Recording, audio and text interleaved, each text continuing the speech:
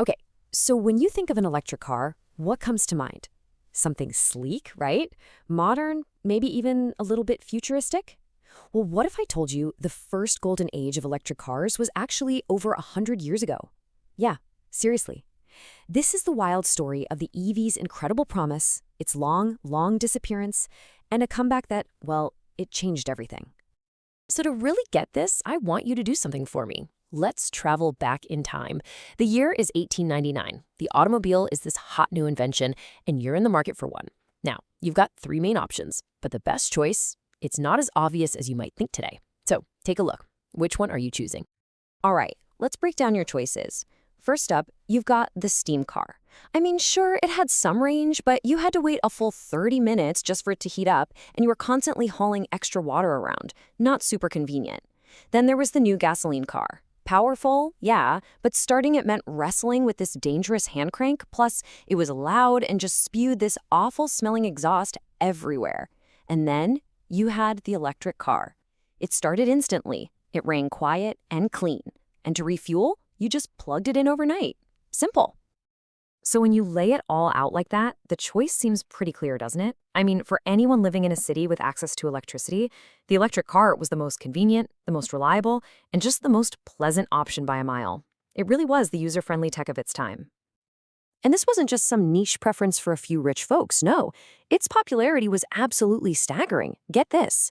By the turn of the 20th century, nearly 40% of all cars in the United States were electric. Just let that sink in for a second. A massive market share for a technology we think of as brand new.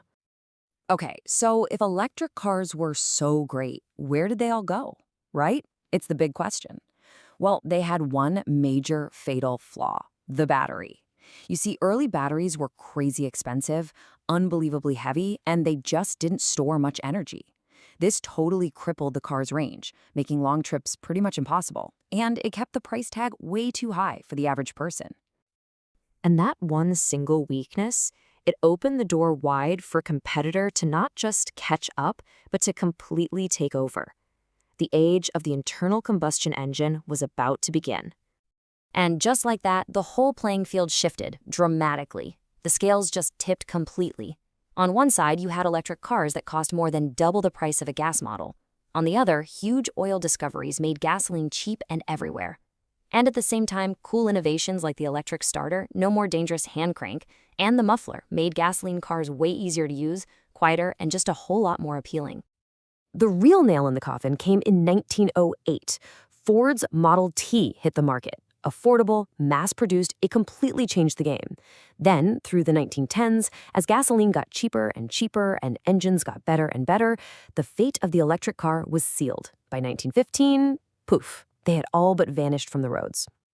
And when I say vanished, I mean they stayed gone for a very, very long time.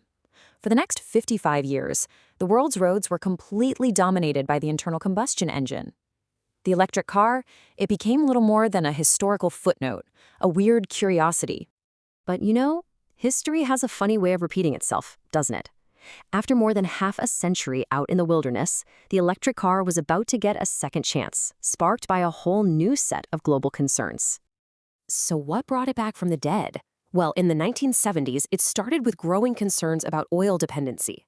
Then you get to the 1980s, and studies started linking car emissions to that choking smog you'd see in cities like Los Angeles. All of a sudden, the search was on for a cleaner alternative, and this old idea of the electric car started to resurface. But there was just one problem, a big one. Automakers had spent decades perfecting gasoline engines, not batteries. That century-old battery problem, still unsolved. But the solution wasn't going to come from a car company. Nope. It was going to come from your pocket. Think about it. The boom in portable electronics, camcorders, laptops, the first cell phones, drove a total revolution in battery technology. By the 90s, we had these energy-dense nickel-metal hydride batteries. And they were good enough to power the first hybrid cars. But the real breakthrough, the one that changed everything, was the lithium-ion battery. Yeah, the same tech that powers your smartphone right now. It was a complete game changer.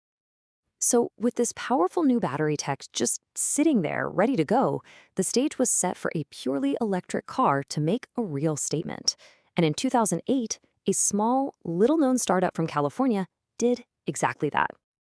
Over 320 kilometers. That was the magic number. The Tesla Roadster, powered by thousands of laptop-style lithium-ion cells, could travel that far on a single charge. It didn't just beat the old record, it shattered it. It proved that a modern EV wasn't just possible, it could be incredible. And really, that moment kicked off the modern EV revolution that we're living in today. So, where does that leave us? And what does the road ahead actually look like? Well, since that time, electric vehicles have improved at this just staggering rate. They're becoming cheaper and way more efficient. They can accelerate faster than a lot of gasoline-powered sports cars, which is just wild. And they reliably save drivers money on fuel and maintenance in the long run. Plus, look around. There are more models to choose from than ever before.